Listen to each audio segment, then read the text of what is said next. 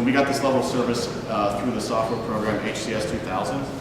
And the way that this works is you type in your raw data volumes, your lane widths, your phasing design, green time, yellow time, red time, how many lanes are in which leg and whatnot, and then it gives you a time delay and then a ranking from A to F. And so the worst two values in this intersection were eastbound through, like we presumed, as well as northbound left. And as you can see down here in the calculation, the eastbound through movement got an 80 seconds per vehicle delay, and it got an E.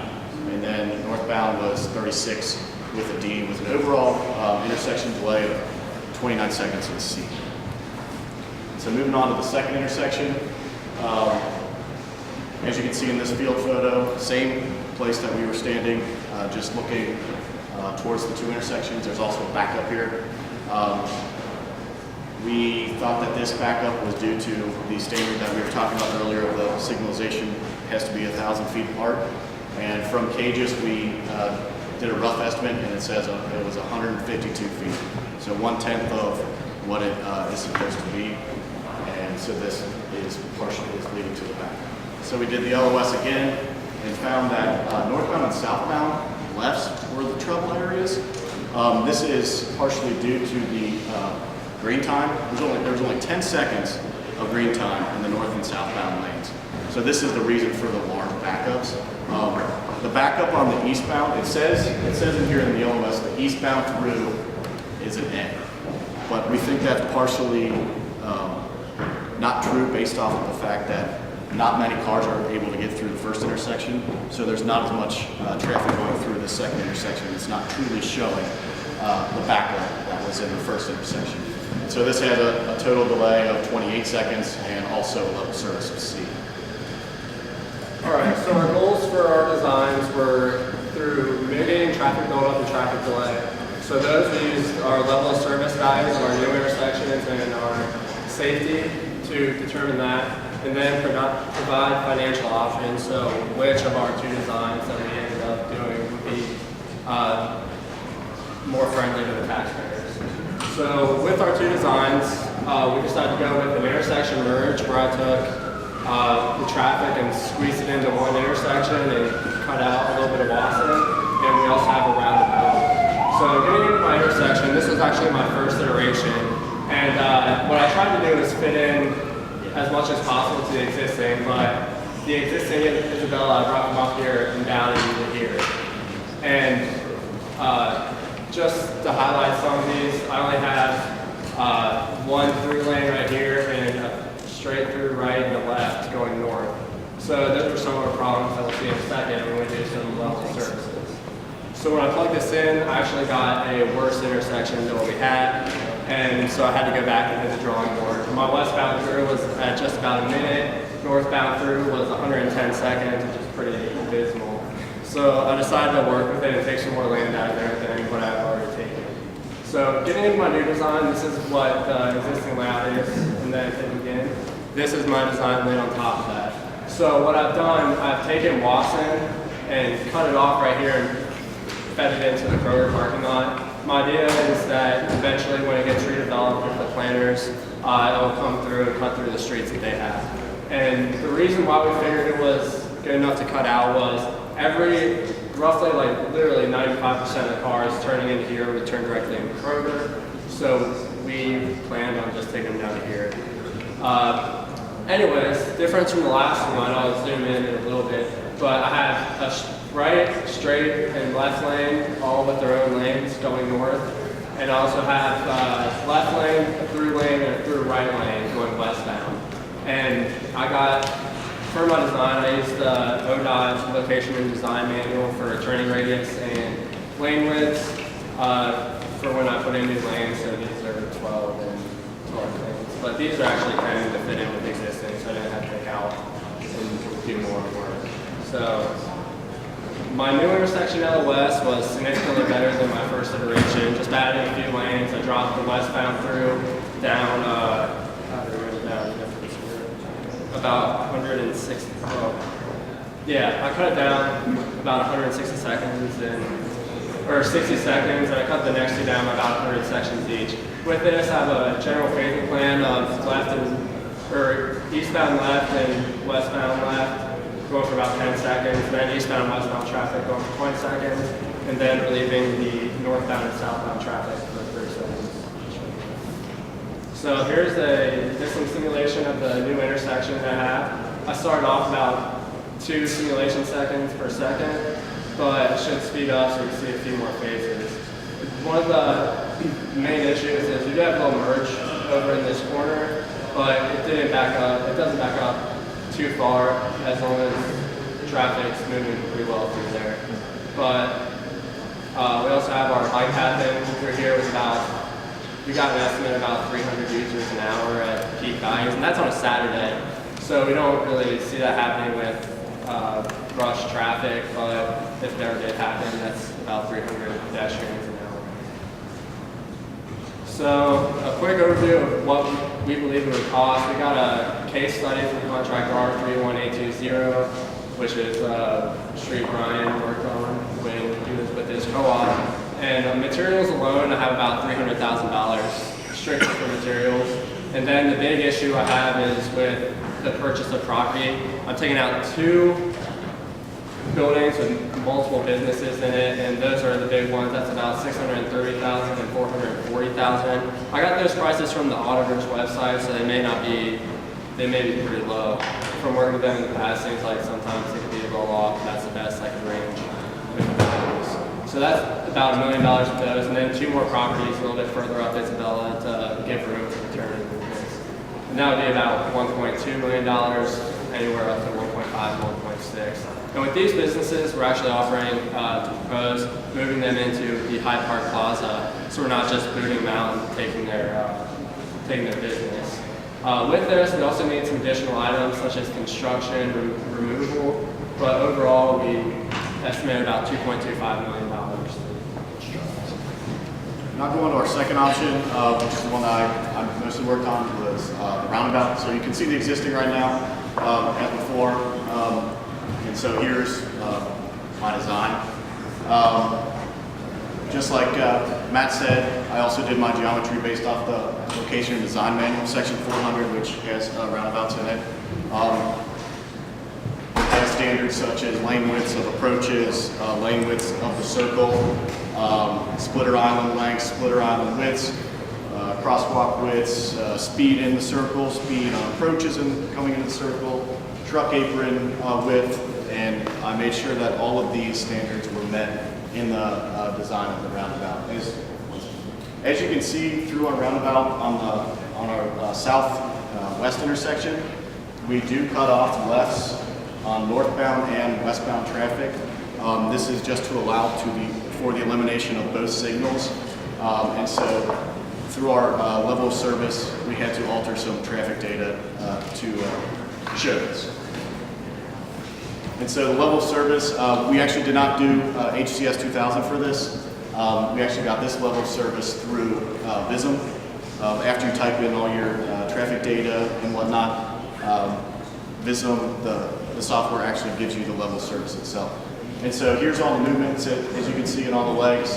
Largest delay was 7 seconds, and it can go anywhere from 0 seconds, but that's kind of, there wasn't much traffic in here, so that's why that's a 0. Overall, it's 2 seconds and a level of service of A. And just to touch on how we got the futuristic traffic, typically you get futuristic traffic from the IT generation manuals, but that's usually in the case of a new development. And since this is already a developed area, we assumed a 1% increase on the futuristic traffic for this model. And so here's my Vism video of the future traffic of the roundabout. As you can see, there's not much buildup. You will see a buildup on the eastbound leg here, just due to yielding necessity. But as you can see, it will mitigate itself.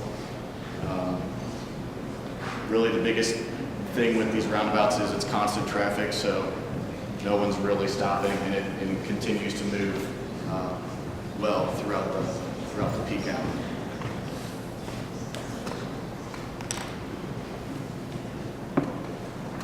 about pedestrians? I don't see little people walking. Actually, Oh, okay. we do have, yeah, we did have the, I didn't mention the bike path.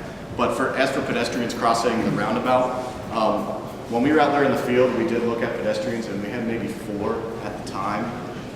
So we didn't, during the 2 hours. So we didn't really incorporate pedestrians into this. But that would be a future, also if we had an additional month or so to do more work, we could throw that in there. So as for the cost, as Matt mentioned, our materials came from a case study. So the unit prices came from that, and based off of our calculations through CAD, we would get quantities, and I got a number of $440,000 for materials alone. The good thing about this is for the design, there was no property purchasing needed, and so that cut out the whole cost for that.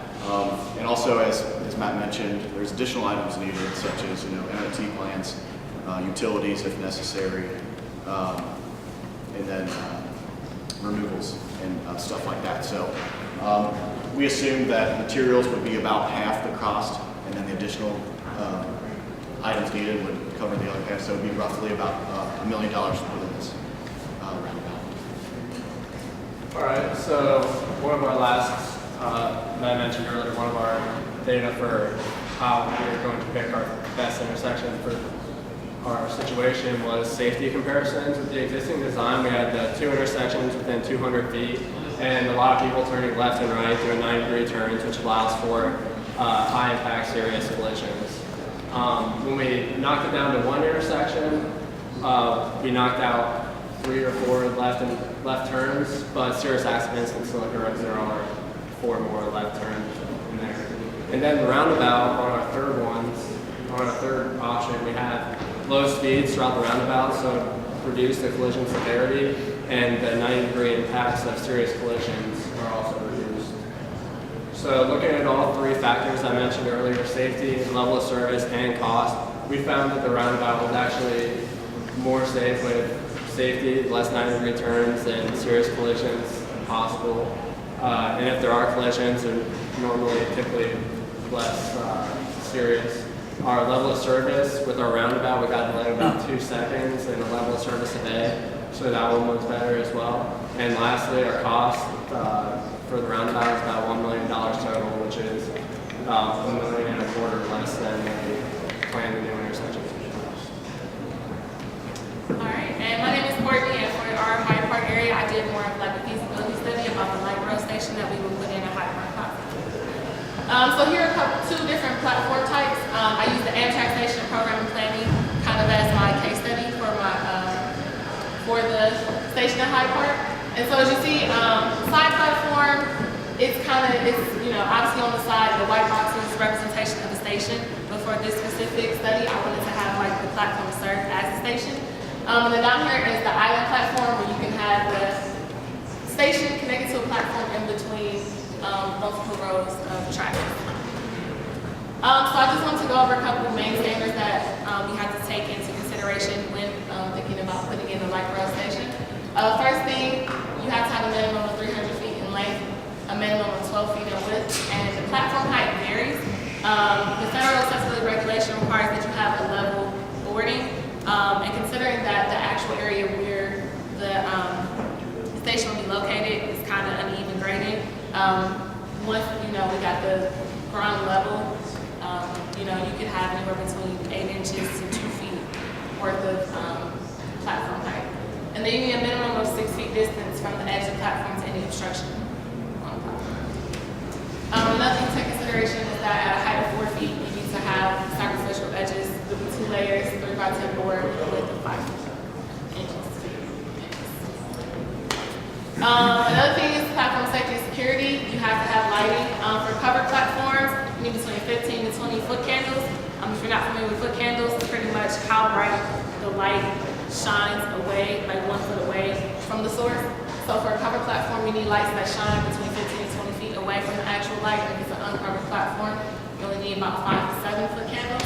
Obviously, you need emergency call boxes, platform fencing to go around the actual platform so you make sure that people use the platform and don't go anywhere along the light rail tracks. And then emergency responders / vehicle access. So regardless of how you make the platform, you need to make sure that if something happens, if you can't get an actual emergency vehicle on the platform, that they can get emergency responders onto there, and also, what do you call it, like a stretcher. Also, we have a look at ADA requirements. So here are a couple points that I got from the ADA Part 38, Subpart B, and this section 38.23 about mobility aid accessibility. So just a couple things about the surface of the platform. It needs to be free of any protrusions over a quarter of an inch high. It needs to be slip resistant. It needs to have these, I won't read it all off to you, but you need to have these minimum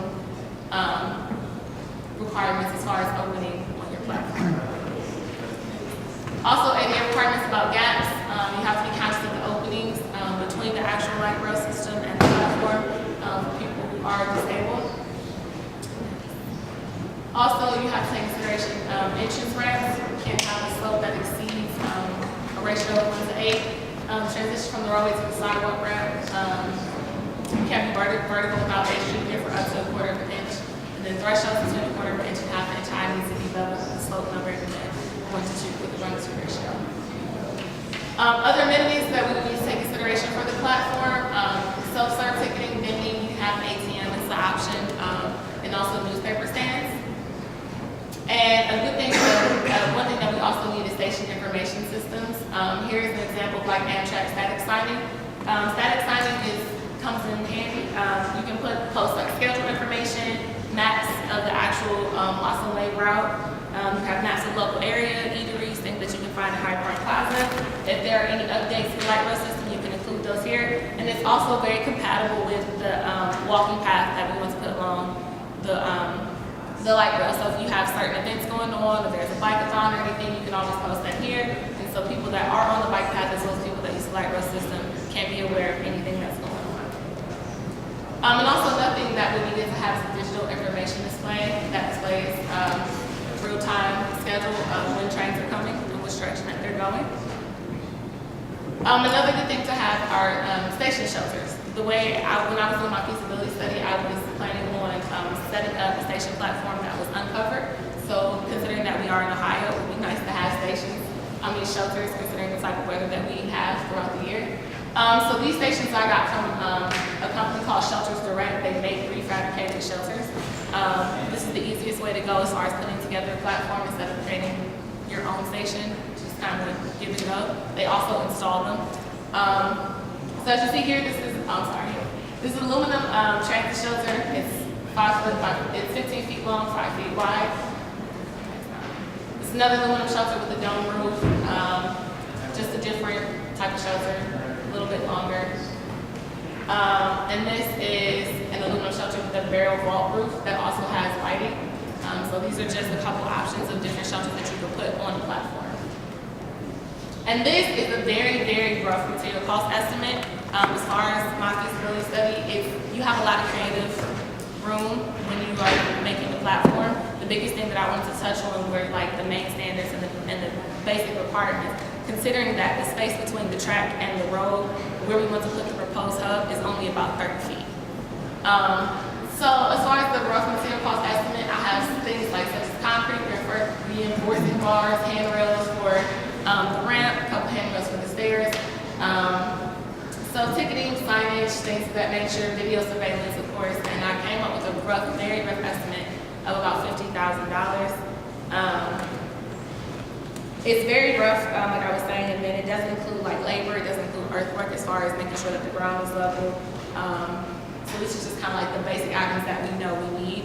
Other pricing, other things that will cause the cost of the platform to increase would be, maybe you wanted 3 information displays instead of 5, or things of that nature. So it's a lot of room to make the cost increase. So I just wanted to reiterate my main recommendations.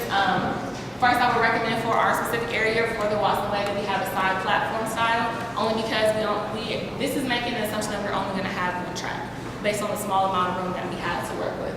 So I would recommend the side platform style the best.